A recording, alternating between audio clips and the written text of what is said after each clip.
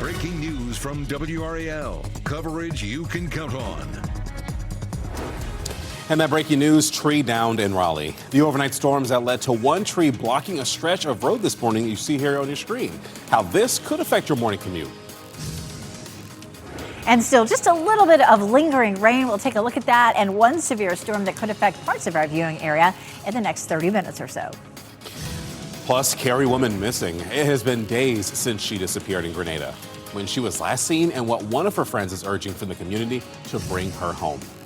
Those stories and others we'll be catching up on, including some news that broke overnight while you were sleeping. Thanks for joining us this morning, dark and early. I'm Chris Lovingood. Let's hand things over to my friend Elizabeth Gardner as we're taking a look here at some of these early morning showers. We're talking about rain coming down in Apex and at RDU overnight with a look at our cameras here. And I'll tell you what, Elizabeth, this morning when I woke up, I was like, is that thunder? And I looked at the radar. I said, oh, yeah, it's kind of passing by right now. Yeah, it did wake me up last night. I think one night last week we were all talking about it and woke everybody up but me. This one got me last night. But it's mostly over. Just a couple of isolated spots down here near Southern Pines, a little shower. Another one just north of the Triangle area. But this one we're watching very closely. One more cell developing. I think once this one is gone, this is going to be it for us. But this one has produced a severe thunderstorm warning, so there's the potential for some wind damage, and that may affect Roanoke Rapids, Halifax, and Northampton counties over the next 30 to 45 minutes. So we have our eye on that. We'll keep checking through that as we do our weather hits this morning.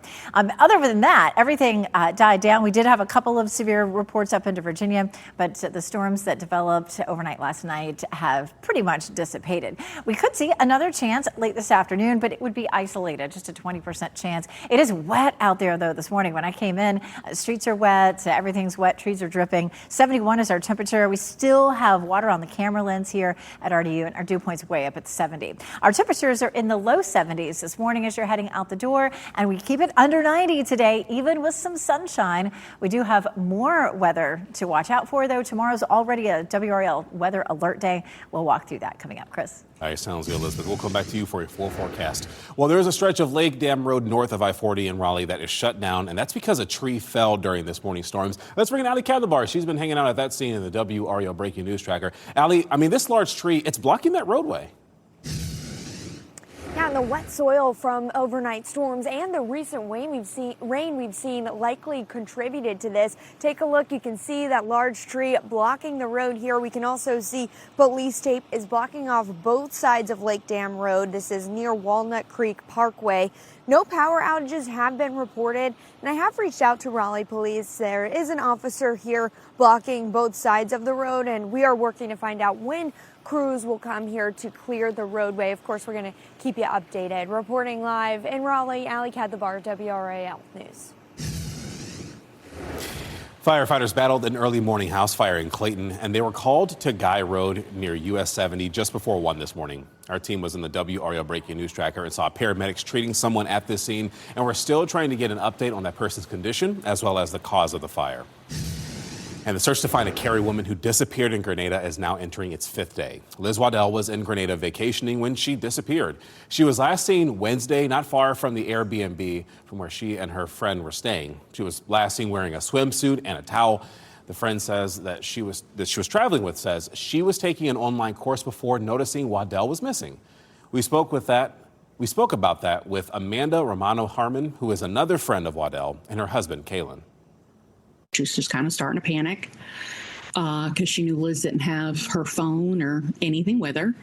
And so they wound up filing a missing persons report right away. If you know anything at all that could lead us to her whereabouts, know where she is, please contact the officials on the poster. Waddell's family also wanted to share that the missing persons flyer from authorities, it's incorrect. She's 5 feet tall and currently has blonde hair, unlike the picture on the flyer. Tonight, there's a chance to learn more about the planned merger of WakeMed and Atrium Health. It's a plan that has many people questioning the future of health care costs in the Triangle. WRAL's Kelsey Coffey is live now at WakeMed to talk more about that. Kelsey, concerned community members, they're coming together for a town hall tonight. Yes, Chris. So tonight, folks will be able to share their opinion and ask questions about that possible deal between WakeMed and Atrium Health. Now, let's remind you of how we got here. WakeMed could merge with Atrium Health, which promises to create new jobs and invest more money into the Triangle healthcare market. WakeMed reps say Atrium's financial backing would lead to more support, especially as they serve a growing population. Opponents say the plan could lead to higher costs and lower quality of care. The deal was first announced in May, and Wake County commissioners delayed voting on it. They met last month with hospital execs to present questions about that partnership. And you can share your thoughts on what should happen next at tonight's town hall that will be at St. Amber Rose Church at 6 o'clock in Raleigh. Kelsey Coffey, WRAL News, live in Raleigh. At least 3 people are dead after a mass shooting during a food festival last night, and that was near the Seattle Space Needle, and several others are hurt. This morning, police are saying they have arrested at least 1 person and they're searching for another. The identities of the people who died, they have not been released, but we do know that a 2-year-old is among the 4 people who were hurt.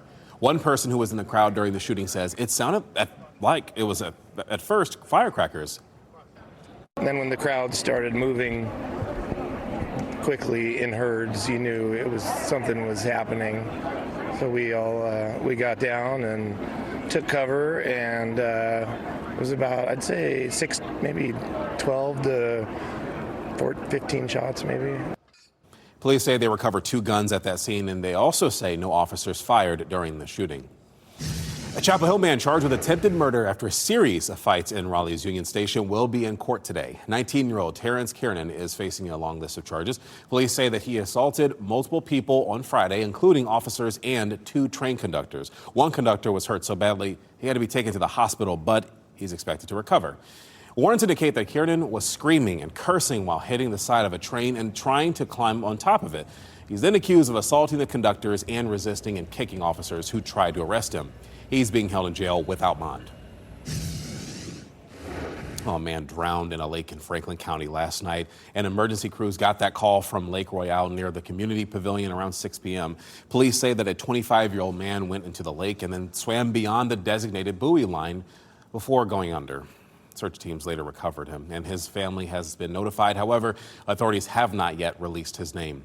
And this morning, we're also working to learn more about a large police presence in a Fuquay-Varina neighborhood yesterday. This is video from the WRAL Breaking News Tracker on Gathering Square Court around 6 p.m. That's off North Judd Parkway Northeast, for those of you familiar. Police cleared the scene shortly after we arrived there, and we haven't yet heard back from police about why they were there and whether anyone was injured. Senator Lindsey Graham will be laid to rest this week in his home state of South Carolina. President Donald Trump is set to give a tribute to Graham during a funeral service tomorrow in Washington.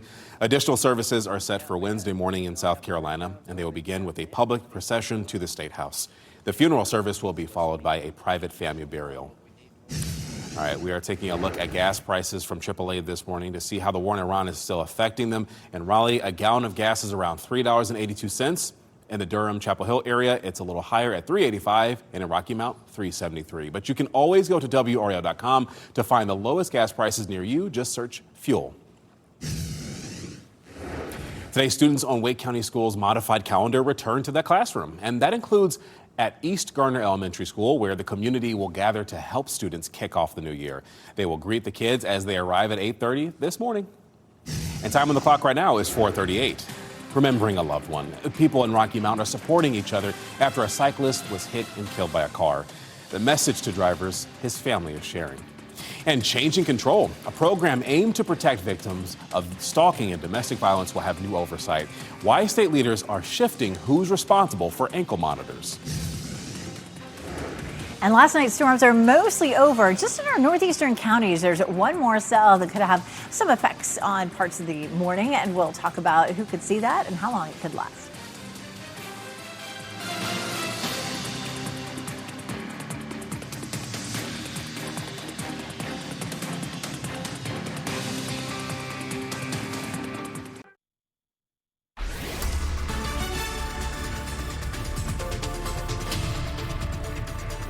442. All the storms from last night mostly have dissipated except one up near the Virginia line. Technically, it's not in our viewing area yet, but here's Roanoke Rapids. So Northampton and Halifax County, this storm system may dissipate and not still be severe as it moves eastward. But as it moves toward our viewing area, we're going to continue to watch that closely. If that does move through, we could have the potential for some wind damage this morning up around Roanoke Rapids, again, Halifax and Northampton counties. We're looking at a small chance of some showers later on this afternoon. Most of that may end up being east of our viewing area. Take a live look at Fenton and Cary this morning. Still cloudy out there. You're going to run into some wet conditions, but skies should start to clear pretty nicely this morning. Our temperatures range from 66 in Roanoke Rapids to 74 in Southern Pines, 71 in Durham, 72 in Goldsboro. There are some lingering puddles out there this morning as you're walking the dog early on, but we'll dry out nicely with some sunshine this afternoon and highs in the upper 80s. Tomorrow is a WRAL weather alert day. Widespread level 2 risk. I'll explain what that means and the timeline for the storms coming up. Chris?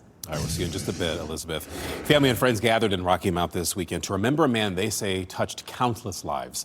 70-year-old Gonzalo Torres Perez died after he was hit by a car while riding his bike. This was last week on the Thomas A. Betts Parkway. Loved ones say that he was known across the community for his kindness, and they hope that his death will lead to safer streets for everyone who walks or rides a bike. Let's be more safe on the streets when we're driving, because unfortunately for us, it was a loved one, and I do not want it to be one of your loved ones to suffer. Family and friends are calling for more bike lanes and safer roads in Rocky Mount. Police say the driver stayed at the scene and the crash remains under investigation. The State Bureau of Investigation is taking over an ankle monitoring program. This is one that tracks more than 1,000 people charged with crimes right here across North Carolina. And the program aims to protect victims of stalking and domestic abuse. The new state budget, it moves control of the program away from a group called the Criminal Justice Network Information Network. About a year ago, that group needed emergency state funding to stay afloat. And Senate Leader Phil Berger's office says lawmakers gave control to the SBI to ensure the program's long-term viability. You can read the full report under the NC Capitol section of WRAL.com. Or for the last 50 years, Cary-based SAS has helped shape the Triangle and the tech industry around the world.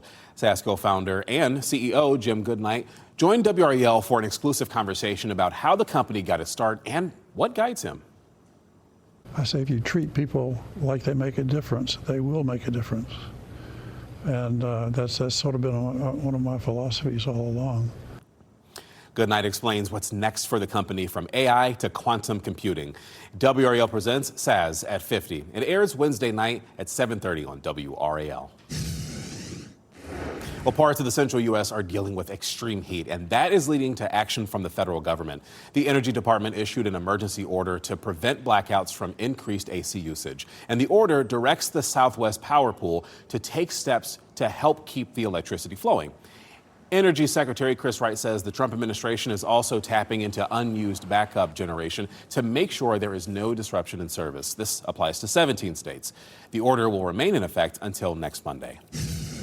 And we will get another update tomorrow about how all of this recent rainfall is affecting our drought conditions. The U.S. Army Corps of Engineers will release new numbers on water levels at Falls Lake. Last week's update showed our water supply had risen to 66%, and there is still a long way to go. Falls Lake is still a little more than 5 feet below where it needs to be, and Raleigh remains under Stage 1 water restrictions. And the recent rainfall is slowly easing drought conditions in Durham as well. The city is pumping water from Tier Quarry to take pressure off its reservoirs. But officials say that it's still important to conserve water to avoid stricter restrictions. Though I'm pretty sure a lot of people, Elizabeth, not complaining with all the rain we've been seeing. Yeah, a little bit. Some places got more than they probably should have at once. But the goal here is to get us out of the drought. Yes, things have been looking so good over the last several weeks. Coming up in a few minutes, we're going to talk about how much rain we've seen. And we did have a nice little improvement in our drought monitor. Now, of course, we still have a long way to go. But one thing about having this rainy pattern is nobody is wishing that they could or feeling like they need to water their yards. And so that really allows those reservoirs to, kind of creep back up again. It takes some time, but we're coming along. Right now, of course, we had some some showers and thunderstorms overnight. For the most part, in most of our viewing area, those are over. But I have an eye on this. Notice that the yellow box there, that's a severe thunderstorm warning. It expired, and the Weather Service did not re-warn this storm. So we'll watch it. Definitely has some heavy rain, some lightning with it. So Roanoke Rapids, parts of Halifax and Northampton County could see this cell as it is diving southward. We'll let you know if it's something you need to be concerned about. There certainly will be some strong winds with that, but they may not reach severe criteria. Just a short while ago, just about 30 minutes ago, we still had a few showers here in southern Granville County and Wake County. Those have dissipated. There's really not much rain left on dual Doppler 5000 radar in our viewing area. As we head through the morning, we'll likely have some sunshine trying to break out. This is 10 o'clock in the morning. There's 11 o'clock. Notice showers and thunderstorms developing over closer to the coast. It's possible that we could see some of those in our far eastern counties. We should see some sunshine this afternoon, and that's going to allow our temperatures to warm up. It's been nice and cool over the last several days, certainly through the weekend. Tomorrow, we're going to change things back up again. We're going to have a disturbance that drops in on us that has a chance of some widespread severe storms. Mainly, this would be wind damage. Obviously, with a level 2 risk, it means that we could have an isolated tornado as well. But looking at scattered severe storms, this is going to be fairly late, most likely after sunset. Our main threat will be wind damage and hail northwest of the triangle. A little better chance of tornadoes in the eastern part of our viewing area and down east toward the coast. These storms will be moving from north to south across our area. So we'll be watching that closely for tomorrow. This morning, as you're heading out the door, of course, it's sticky out there, 70, dew point 71. Dew point 70 with a temperature of 71. And we'll climb into the upper 80s to right around 90. So it'll be a real humid day for us. It'll be hotter tomorrow at 91, but look at these 80s. I mean, gosh, it seems like so much of July was brutally hot. And in our 7-day forecast, only one day with highs in the 90s. Some of these days should be pretty comfortable. As a matter of fact, some of the overnight lows will be down into the 60s, Chris. Okay, 60s. Not bad about that. Thanks, Elizabeth. New films and box office hits. A familiar face will join the MCU and The Odyssey as a blockbuster despite a social media leak. That's ahead in the Hollywood Minute. And Punch the Monkey turns 1. The monkey that won hearts all around the world hits a milestone today. How the zoo where he lives helped him celebrate.